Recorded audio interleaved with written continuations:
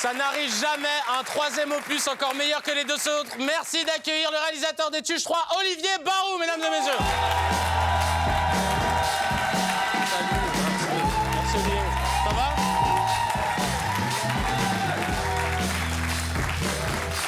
Ah! Ça va Olivier? Bah oui, ça va parce que ça fait plaisir d'être dans une émission que je regarde et que j'apprécie. Non mais c'est vrai. C'est trop gentil, merci. Je suis fan, donc je suis content d'être là. Bah merci beaucoup. Ah, c'est toi. Vous avez vu cet homme? C'est grâce à toi, là, nos 1 d'audience, pas 1%, un gars d'audience, merci beaucoup. On a passé quelques jours ensemble au Festival d'Alpe d'Huez et j'ai pu découvrir les Tuches 3 et sincèrement, je me suis marré, mais comme une baleine. Mais vraiment, et je dis pas ça pour mon poil, là, je regarde.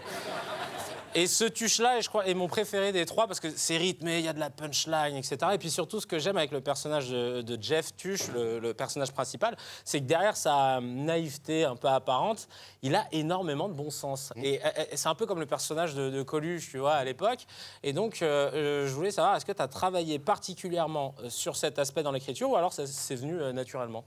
On a fait beaucoup de séances d'improvisation avec Jean-Paul et puis on a surtout essayé d'éviter, tu sais, le bon sens français populiste, facile. Ouais, bah la politique, il y a qu'à les virer, tu sais, le dégagisme et tout ça. Ouais. On s'est dit, on n'est pas là pour faire un film politique, on est là pour faire une comédie sur la politique. Donc on a énormément improvisé avec Jean-Paul, qui a une folie en lui, et puis les punchlines sont tombées les unes après les autres.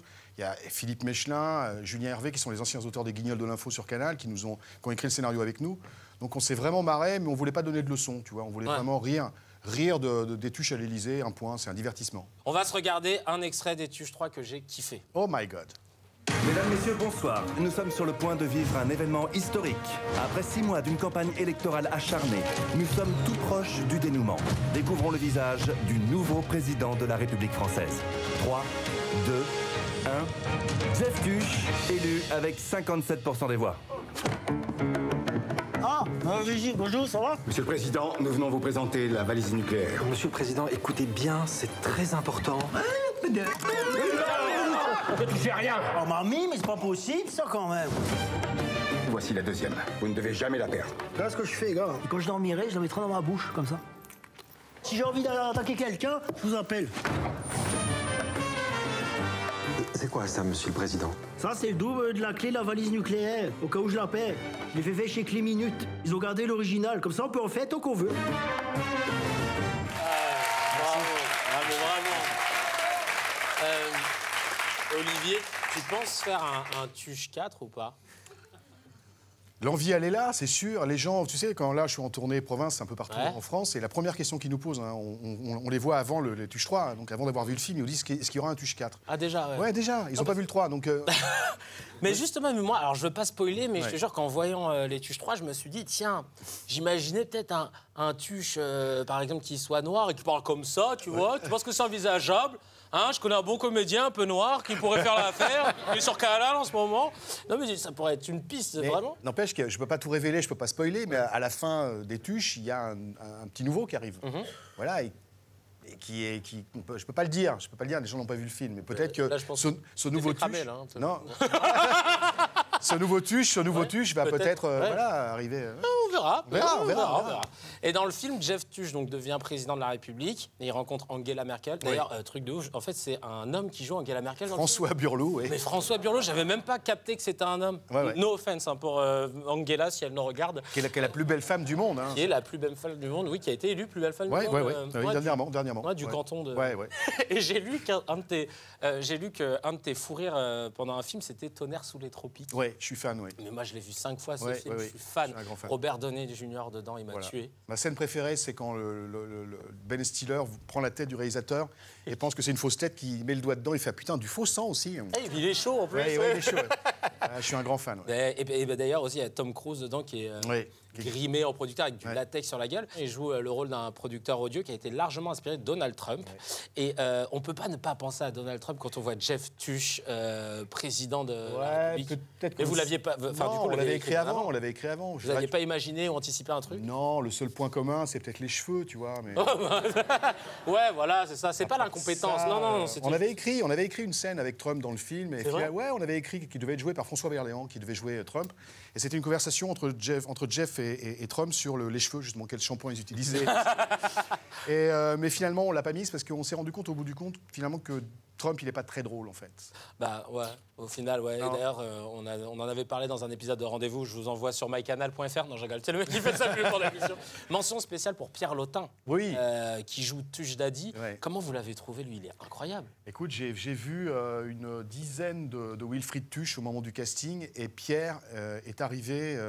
Et j'ai dit, OK, d'accord. C'est lui qui a proposé la voix comme ça? Ouais, et tu sais comment il l'a inventé, cette voix? Il s'est basé sur les extraterrestres de Mars Attack. C'est pas vrai. Ouais, il m'a dit, voilà, j'ai chopé ça, qu'est-ce que t'en penses? Je fais, putain, c'est une putain d'idée, vas-y, continue. Et il s'est mis à parler comme ça, Jeff. Non, mais il est génial. Ouais, c'est un petit génie, ouais. Ah, mais grave. Ouais. Et alors, moi, ce que j'adore dans les Tuches 3, c'est l'enchaînement de déduction à rallonge. Ouais, c'est quand il y a un string, il y a un carnaval. Quand un carnaval, tu peux pas te garer. Il l'enchaîne comme ça. Mais ça, c'est écrit. Tu sais que tu le tiens bien, hein, Jeff Tuche. Un petit peu, c'est dans le train en retour d'Alpe d'Huez, mais on n'a pas arrêté. Et c'est écrit en amont, ou alors il y a eu pas mal d'impro pour ça? Non, ça, c'est écrit, c'est écrit. Par exemple, tu vois, la discrétion dont tu parles, là, on l'a écrite par SMS interposée entre Jean-Paul et moi pendant une semaine sur le tournage, parce qu'on n'y arrivait pas. Et au début, il n'y en avait qu'une, on voulait en faire 3 dans le film, donc tous les matins, on s'envoyait des SMS. C'est une sorte de cadavre ski, tu vois, on se répondait, et puis on a réussi à trouver la digression sur le Brésil et tout ça, le string, et voilà, tu te gares, machin. Voilà. Ah, c'est génial. Et moi, la blague qui m'a tué pendant 1 minute, je crois, j'ai dû saouler les personnes qui étaient devant moi, c'était la blague Optique 2000. Je peux pas vous la spoiler, il faut aller voir le film juste au moins pour cette vanne, juste pour cette vanne. Et je m'en remets pas, parce que la dernière fois que j'ai eu une crise de rire comme ça au cinéma, c'était dans Qui a retué Pamela Rose, quand toi et Kat, vous ouvrez la porte avec le pied. Oui. Et la porte se referme, donc vous redonnez un coup. Oui. Et puis la porte se referme, et vous faites ça pendant, je sais pas, peut-être 1 minute. On fait ça, ouais. Et je me souviens du tournage. Comment ça s'est venu? C'est ça que je voulais te demander. Ça, pour le coup, c'est une improvisation. C'est-à-dire, on a improvisé, on s'est dit, tiens, c'est drôle, c'est drôle, c'est drôle. Et je me souviens du chef opérateur, qui est très sympa, mais qui dit, c'est trop long.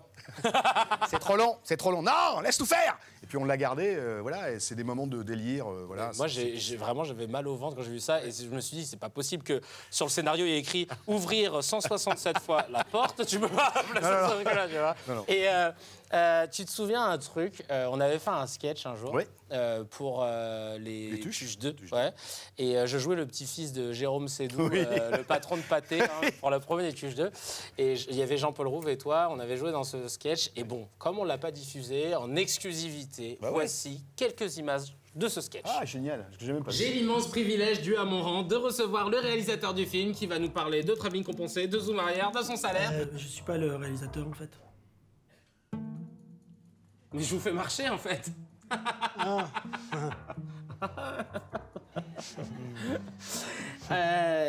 Eh bien, merci d'être venu, monsieur Jean-Paul Rouve.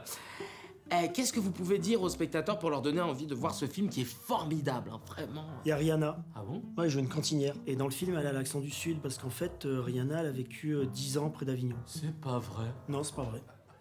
T'as pas vu le film? Si. Non? Si. J'ai une petite proposition à te faire pour capter l'attention du spectateur. Hop, Rihanna sur l'affiche. Comme ça, on a le lien avec les States, tu vois, et en même temps, on garde un lien capillaire avec les Tuches, tu vois. Ouais. Non, mais toi, t'as l'œil du producteur, toi. Oh, je suis flatté. Eh ben, je te dirais même, ça me tuche beaucoup. Je suis drôle. Pourquoi tu l'as pas mis dans le film, ça? Je sais pas. Ça me tuche beaucoup. Ouais. Ah bah attends. Allô?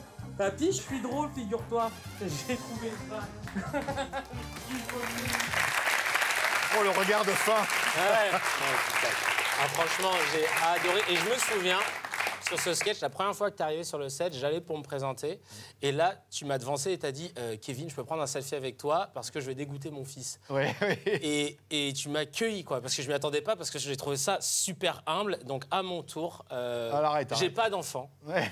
Mais je veux que lorsque j'aurai un fils, il soit fan de toi. Donc, est-ce que je peux prendre un selfie avec toi? Bien sûr, t'es con. Merci. 1, 2, 3. On peut applaudir Olivier Barraud, mesdames et messieurs.